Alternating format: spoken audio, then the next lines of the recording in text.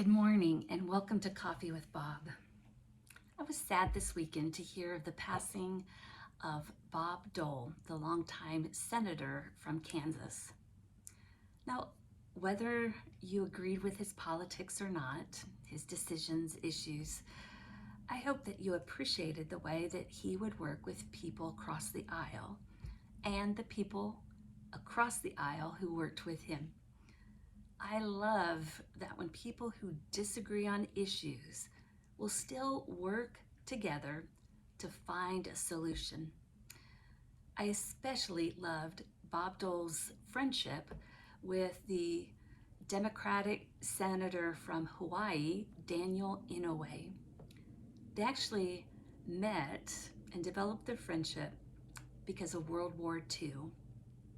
Both men were fighting and fought valiantly and were wounded in battle.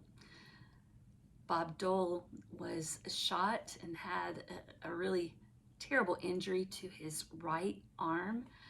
It would never really have full use again, and he would have numbness in his left arm.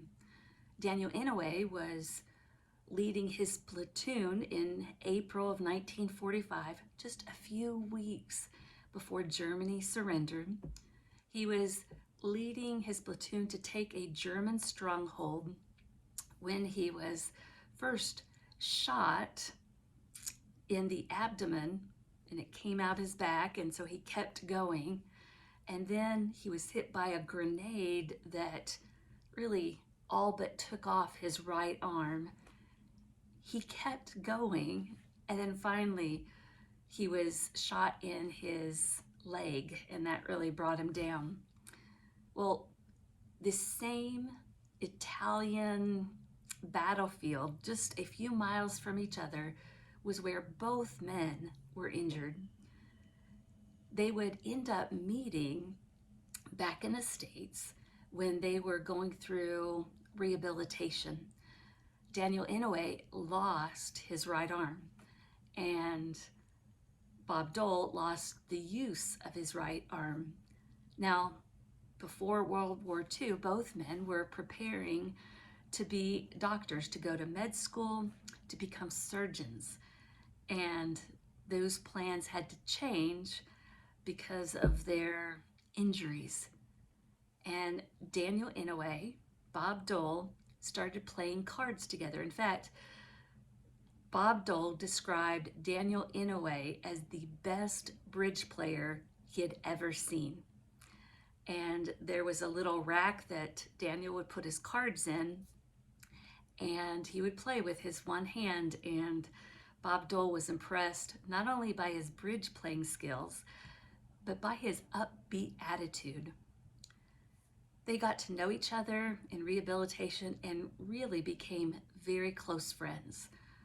Well, Bob Dole had lost use of his right arm, and so he knew he couldn't be a surgeon. And so Daniel was asking him, "What are your plans?"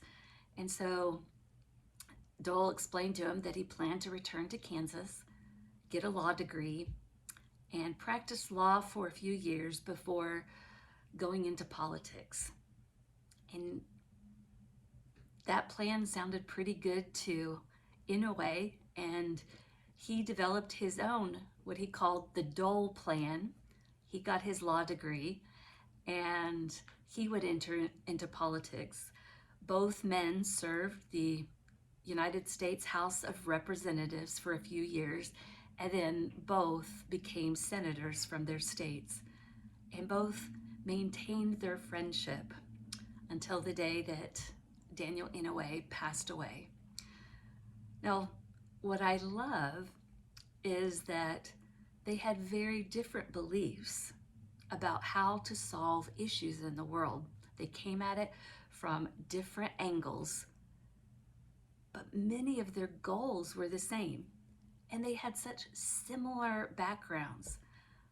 They were injured at the same Italian battlefield. Both of them had wanted to become a surgeon, and because of injuries to their right arms, they had to change their career paths, and they both ended up in the U.S. House of Representatives and in the U.S. Senate. Now, how many times do we hear that we don't agree with somebody on certain issues, and so we kind of cross them off of our list as potential friends? Daniel Inouye and Bob Dole became friends, and then their politics kind of highlighted some of their differences in belief, but it never changed their friendship. Why do we discount people simply because we have different beliefs? Social media tends to channel us toward only like-minded people.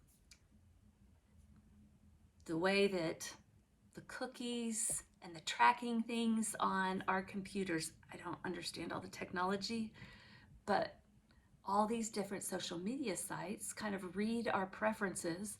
They understand how we would vote on different issues, and they pair us with groups of people of like minds.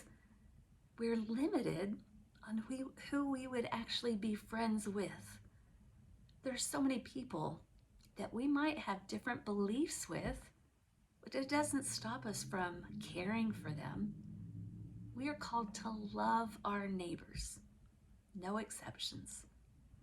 And we might find that if we work hard about loving people, we might be able to develop more friendships. Whether or not we believe the same way, we can still be friends, and we're called to love. I hope that you have a great day today.